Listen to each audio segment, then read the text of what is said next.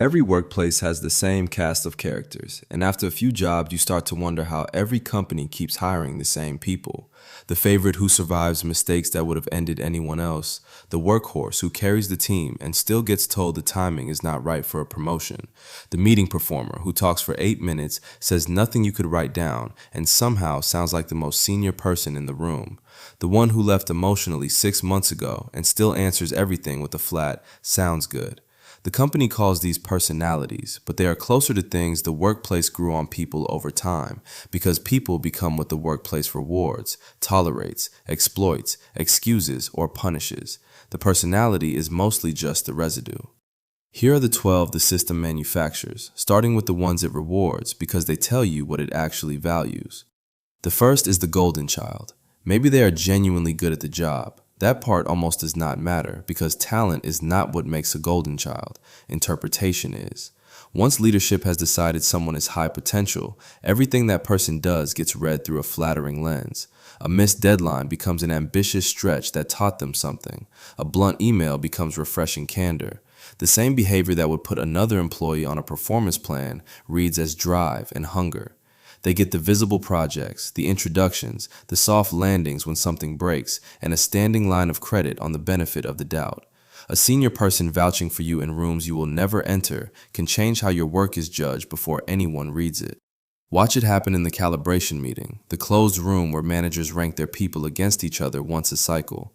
The golden child's manager tells a story about them, with warmth, and a story survives in that room where a number does not. Nobody in there is lying. They are defending the people they decided to defend long before the meeting started. The golden child does not only have ability, they have interpretation working in their favor, and interpretation beats output more often than anyone in leadership will say out loud. Then there is the office politician, who has been reading a different map than everyone else.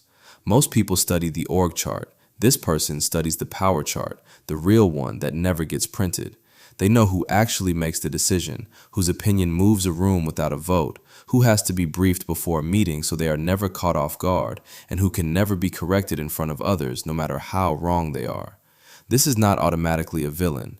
Reading power is a survival skill, and pretending it does not exist is its own kind of failure. The trouble starts when positioning replaces production, and you can see it in the small moves. The quick visibility update that lands right before review season. The way they attach their name to a project once the hard part is finished and the outcome already looks safe. The strategic sounding question in the meeting that makes them look sharp without committing them to any of the work. The private warning to leadership about a risk they did nothing to prevent so that when it goes wrong, they are on record as the one who saw it coming. They praise upward when it counts and vanish from anything that is failing. The work is real, but the placement of the work is the actual product. Hard workers find this maddening because they assume the job was graded on output. Your work matters, but the person who narrates your work to leadership often matters more, and that narrator is rarely you. The third rewarded type is the meeting performer, who speaks fluent corporate fog.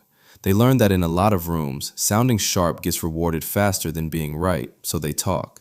They restate the obvious in a confident tone and call it framing. Give them a question as small as, "Should we approve this?" and they hand it back as, "I think before we approve, we want to step back and align on the broader intent here. Maybe pressure test the stakeholder impact, socialize it with the wider group, and set up a follow-up to define what approval actually means." Nothing in that commits them to a single thing you could later measure, and that is the entire design. They want to double-click on a point that needed no clicking. They take it offline where it dies.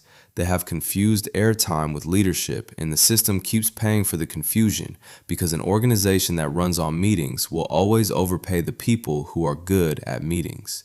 Promotions drift toward the person who is legible in the room, not the person whose actual contribution is buried in a document nobody opened. The competent one in the corner who solved the real problem said almost nothing, and that silence will cost them later. The meeting performer does not add to the meeting so much as inflate inside it. Those are the people the system rewards. But a system that lifts some people has to set the weight down somewhere, and it sets it on a completely different group. The reliable workhorse is where the weight lands first. This is the person everyone routes problems toward. They fix the messes other people made. They cover the gap when someone goes on leave. They train the new hires nobody else has time for. They rescue the deadline in the last hour before it slips. The danger was never the effort. It is what happens to the effort over time. It stops registering as extra and just becomes the baseline. The favor turns into the expectation. They become infrastructure. And infrastructure is something a company leans on without thanking, the way you lean on the lights coming on when you flip the switch. When they finally ask about moving up, they get told the timing is difficult, that the business needs them right where they are, which is completely true and is exactly the trap. In place of a raise, they get a sentence. We really appreciate everything you do. Indispensable people are the hardest to promote, because moving them up means someone has to absorb everything they were carrying. Being useful and being valued are two separate accounts, and the company only ever pays into one of them. Close to the workhorse, but carrying something different, is the invisible expert. The workhorse carries volume. The invisible expert carries knowledge. They are the one who knows why that spreadsheet cannot be touched, which client turns hostile if you contact them after a certain hour, and the ancient workaround everyone mocks right up until the afternoon. It is the only thing holding the system together. They remember the compliance detail that keeps the company out of a lawsuit nobody else even knows is possible. They remember the last rollout that failed, the one leadership has already forgotten and is about to repeat. They spend their days preventing disasters that, precisely because they were prevented, no one ever sees. That is the trap inside their value. Prevention leaves no evidence behind. You cannot point at the fire that never started. So they go unrewarded right up until the day they finally leave, and then the company learns in real time exactly what that one person had been holding together, usually around week 3, when the things they used to catch start hitting the floor. The exit interview captured none of it, because the knowledge was never written down anywhere the company thought to look. The third of the use types is the scapegoat, and this one is less about the work than about the story. Every organization has problems it does not want to fix, because fixing them would mean admitting how they were built and who built them. So it finds a person to hang the problem on instead. A broken process becomes that person's mistake. A failure of leadership becomes their bad attitude. A team that was set up to fail becomes their communication issue. A system-shaped problem gets handed a human-shaped explanation, because a human can be managed out and a system cannot. It almost never happens in one moment. It accumulates. A few small doubts get planted. Old mistakes get recalled with new weight. Context goes missing from the retelling. Their tone in meetings starts getting studied like evidence. People who used to sit beside them start leaving a little space. At some point, it hardens into the sentence that begins, "Everyone knows," and "everyone knows" is nearly impossible to argue your way out of. By the time it turns official, it arrives dressed as fairness. A performance improvement plan, written in calm and reasonable language with measurable goals and supportive check-ins that every person in the room understands, is paperwork wrapped around a decision made weeks earlier. The scapegoat is not always the person who started the fire. Often they are just the person leadership could most afford to let burn.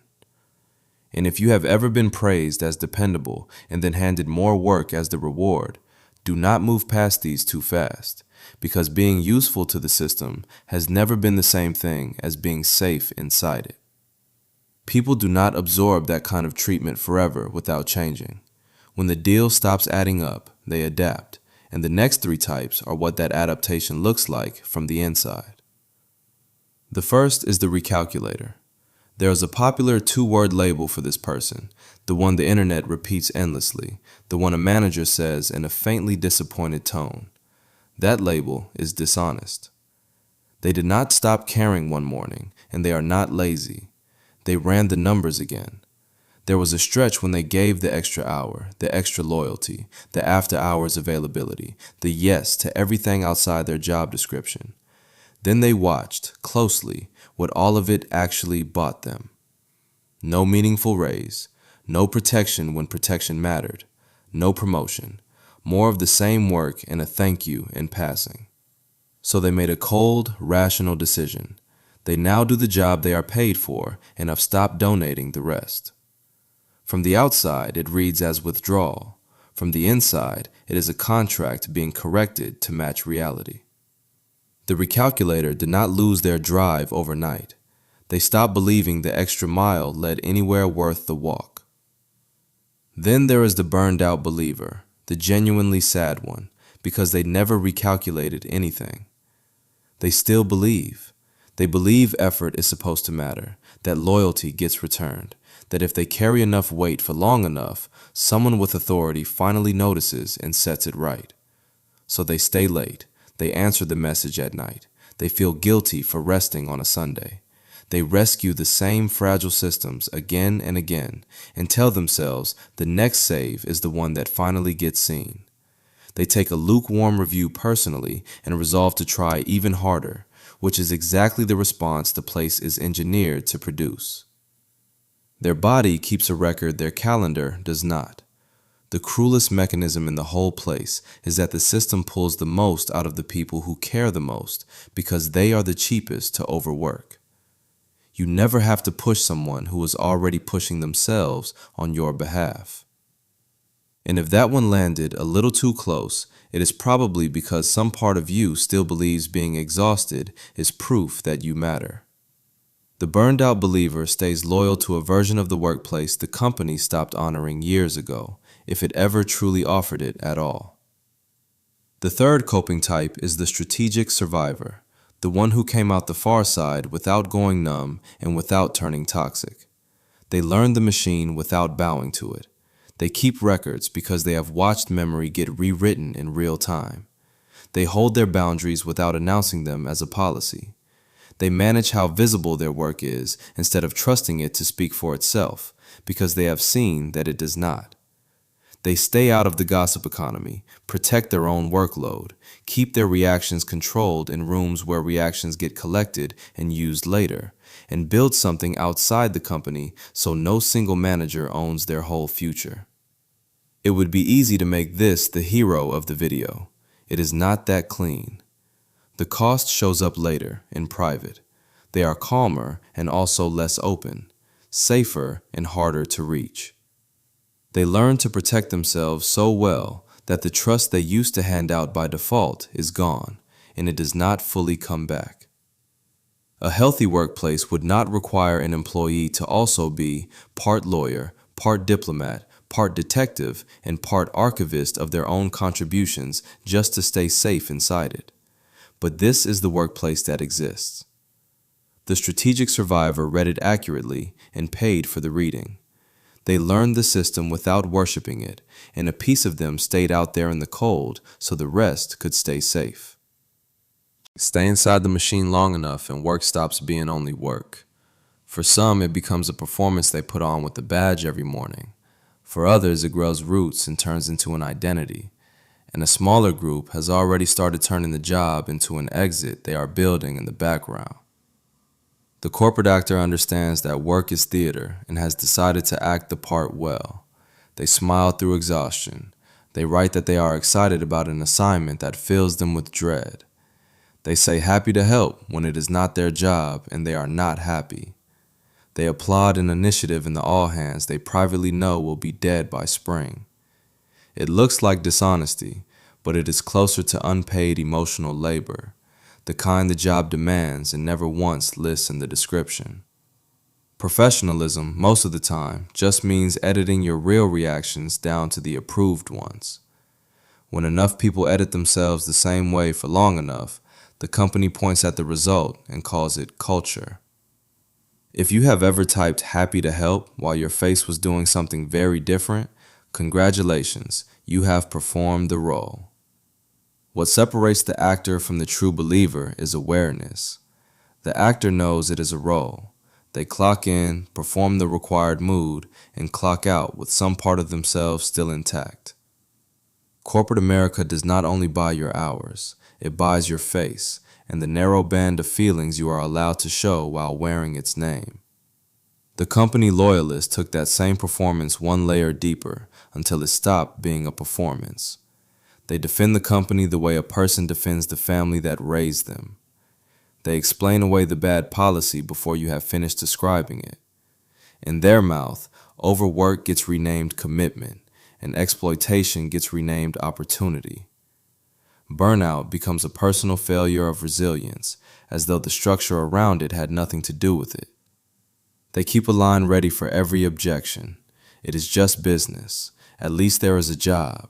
And if you are really that unhappy, the door works in both directions. The company could not script better dialogue for itself, and that is the point. The most efficient form of control was never the rule you are forced to obey. It is the rule you start enforcing on other people for free. It costs the company nothing to install a manager when it can install a belief instead. There is nothing wrong with pride in your work or loyalty to good people who earned it. The damage starts when the company's voice moves into your head and begins speaking as if it were your own conscience. The last type is the exit planner, and this is the one the company should be most afraid of and almost never sees coming. Still employed, still hitting every deadline in plain view, still professional in a way no manager could write up. But the contract that once tied them to the place is dead, and they made their private peace with that a while ago. You can read it in the small changes. They stop volunteering for the future-facing projects. They stop arguing with bad decisions because arguing assumes you will be around to live with the outcome. They update the profile nobody asked them to update. They save with a real number in mind. They take the recruiter call on their lunch break. They no longer flinch when leadership announces another change of direction because none of it is their problem for much longer. They are not loud about any of it because loud gets managed out early. The company reads them as stable. The truth is closer to the opposite. They are already leaving, one ordinary week at a time, and the calm everyone mistakes for engagement is just what having options feels like from the inside. They are reallocating their hope to a place where it earns a better return. So yes, you can probably name these people at your job: the favorite, the performer, the workhorse, the scapegoat, the believer, the loyalist, the one already building a door out. The company will hand each of them a kinder label: high potential, dependable, difficult, disengaged, positive, not fully committed. Every one of those words does the same job. It moves the cause out of the system and into the person, so you end up looking at a personality instead of a process.